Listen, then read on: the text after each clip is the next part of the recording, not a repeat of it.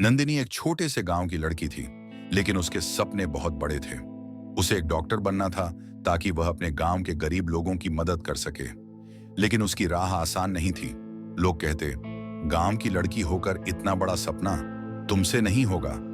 यहां तक कि कई बार वह खुद भी संदेह करने लगती कि क्या वह अपने सपने को सच कर पाएगी या नहीं।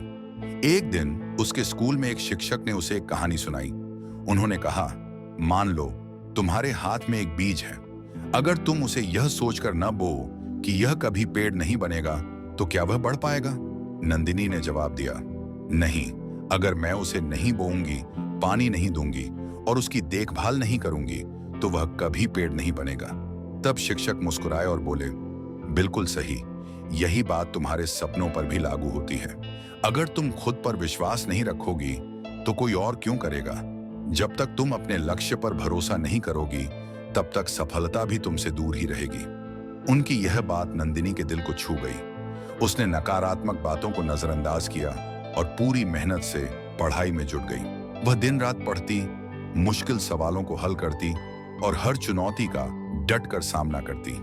कई बार उसे असफलता भी मिली, लेकिन उसने हार नहीं मानी, क्योंकि अब उसे खुद पर पूरा विश्वास था।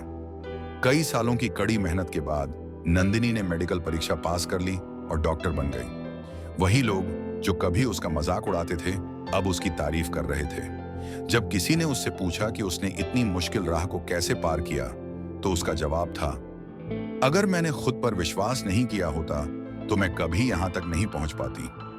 सफलता से पहले असफलता आती है, लेकिन अगर आप खुद पर भरोसा रखेंगे, तो कोई भी बाधा आपको रोक नहीं पाएगी।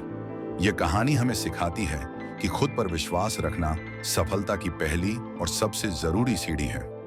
जब हम खुद पर भरोसा करते हैं, तो हमारी आधी जंग वैसे ही जीत ली जाती है।